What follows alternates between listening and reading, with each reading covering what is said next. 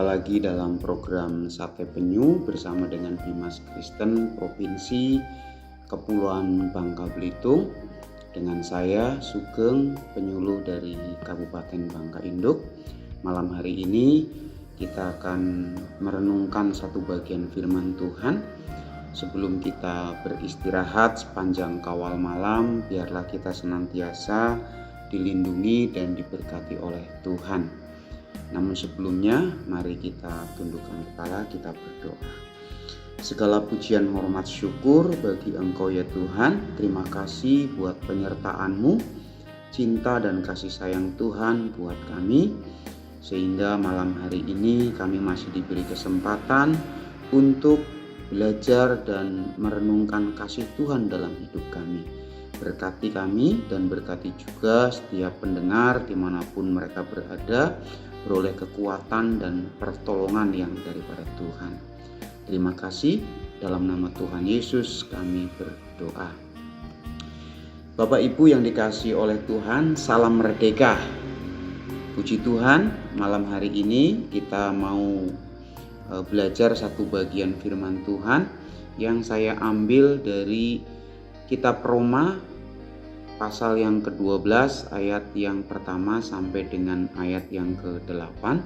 Saya memberikan judul dalam perenungan malam hari ini adalah hidup dalam kemerdekaan. Bapak Ibu Saudara yang dikasihi Tuhan, kalau mendengar kata merdeka atau mengucapkan kata merdeka, terjadi sebuah antusias yang luar biasa bahwa kita sudah memiliki yang namanya kebebasan. Nah, bangsa Indonesia berjuang begitu luar biasa sehingga boleh menyatakan kemerdekaannya pada tanggal 17 Agustus 1945 dan itu menjadi kebanggaan buat kita. Nah, bagaimana dengan kita sebagai orang percaya?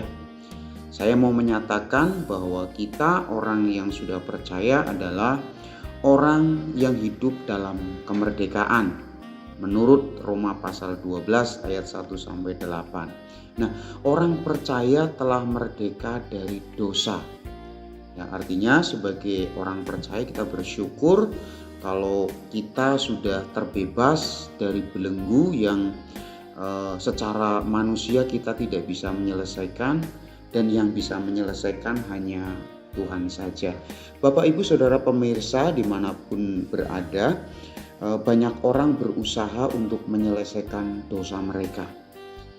Ada ajaran yang mungkin kita bisa temui, mereka bertapa, mereka berpuasa, atau mereka mungkin melakukan amal baik untuk menebus atau menghapus dosa-dosa kita atau dosa manusia atau dosa pribadi. Pertanyaannya adalah apakah mungkin itu terjadi? Itu bisa. Kalau menurut saya, bagaimanapun usaha manusia tidak akan pernah bisa menyelesaikan yang namanya dosa. Tetapi Tuhan kita Yesus Kristus telah memerdekakan kita dari dosa-dosa yang secara manusia kita tidak bisa selesaikan. Nah, Bapak Ibu Saudara yang kekasih di dalam Tuhan, ketika bangsa Indonesia telah merdeka, maka generasi penerus atau selanjutnya adalah bagaimana mengisi kemerdekaan itu dengan segala sesuatu yang baik. Nah, demikian juga dengan kita Bapak Ibu. Kita sudah dimerdekakan oleh Tuhan Yesus di dalam perbudakan dosa kita. Udah selesai masalah dosa. Nah, apakah hidup kita benar-benar merdeka? Bagaimana kriteria hidup orang yang merdeka? Mari kita mau belajar sedikit lagi. Hal yang pertama yang bisa saya sampaikan adalah ketika kita menjadi orang yang merdeka, maka yang harus kita lakukan adalah mempersembahkan yang terbaik.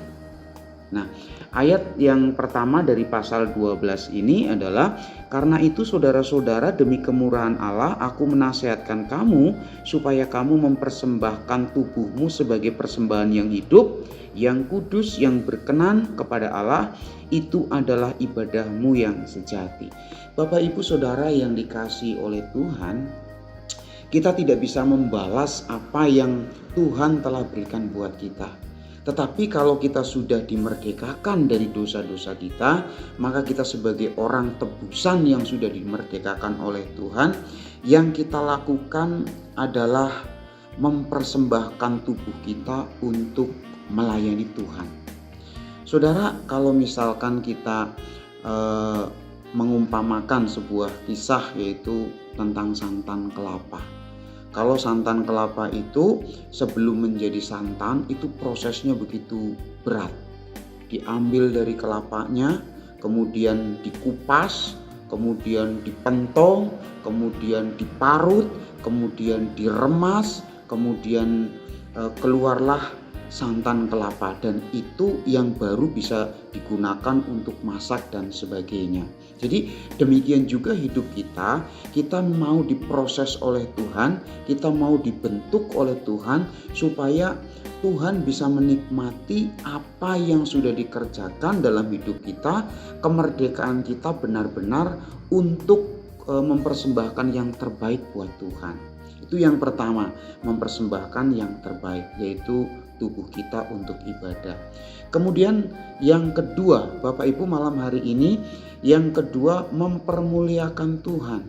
Nah, apakah kita sebagai orang yang sudah ditebus oleh Tuhan, dosa-dosa kita sudah diampuni, dosa-dosa kita sudah diselesaikan oleh Tuhan, kita harus seyogianya hidup untuk mempermuliakan Tuhan. Minimal hidup kita berbeda dengan pola dunia. Kalau dunia mementingkan akan kepentingannya, mungkin dengan kesombongan dan sebagainya, tetapi bagaimana dengan kita sebagai orang yang sudah ditebus, dimerdekakan, kita mempermuliakan Tuhan dengan seluruh kehidupan kita. Kita berubah menjadi baik, ya, semakin baik dan semakin istimewa di hadapan Tuhan. Jadi hidup kita yang merdeka di dalam Tuhan itu kita implementasikan supaya kita mempermuliakan Tuhan dan hidup berubah menjadi baik. Salah satu contohnya adalah menguasai diri. Mungkin kita memperkatakan sesuatu hal yang tidak menjadi berkat. Maka ketika kita sudah ditebus dari dosa-dosa kita sudah diampuni oleh Tuhan, mari kita bisa menguasai diri, lebih mementingkan kepentingan Tuhan dari kepentingan dunia kita. Bapak Ibu Saudara yang kekasih di dalam Tuhan, hidup dalam kemerdekaan. Yang ketiga adalah tidak mempermuliakan diri sendiri. Di ayat yang keempat sampai dengan ayat yang ke-8.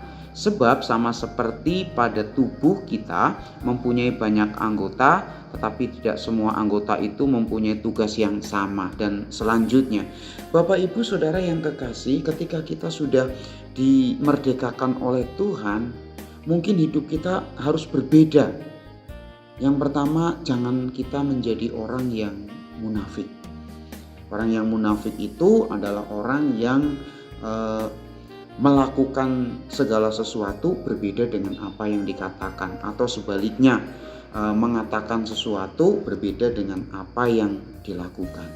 Jadi kita tidak mempermuliakan diri sendiri ketika kita sudah dimerdekakan oleh Tuhan, karena hidup kita itu milik Tuhan, ya. Hidup kita itu sudah ditebus oleh Tuhan. Artinya kita harus mempersembahkan seluruh hidup kita hanya untuk kemuliaan Tuhan.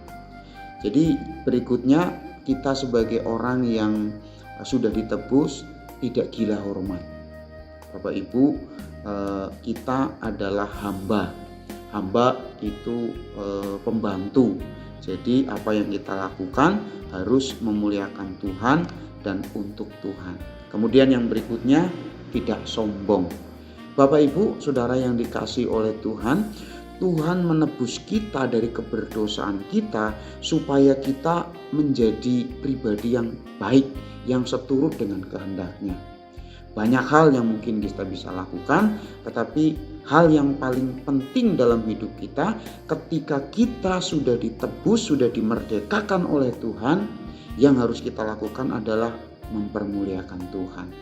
Jadi kesimpulannya Bapak Ibu, kita adalah orang yang merdeka sebab dosa kita sudah ditebus. Maka marilah kita hidup dalam kemerdekaan itu dan mengisi setiap kehidupan kita untuk mempermuliakan Tuhan. Dalam Kolose 3 ayat 23 sebagai penutup, apapun juga yang kita perbuat, perbuatlah dengan segenap hatimu, hanya untuk Tuhan. Jadi bukan hanya untuk manusia tetapi untuk Tuhan. Biarlah malam hari ini menjadi berkat tersendiri buat kita. Kita berdoa. Tuhan Yesus, terima kasih kalau malam hari ini kami sudah merenungkan bagian firman-Mu. Kami menjadi orang-orang yang merdeka, yang senantiasa ikut dalam proses untuk mempermuliakan Tuhan.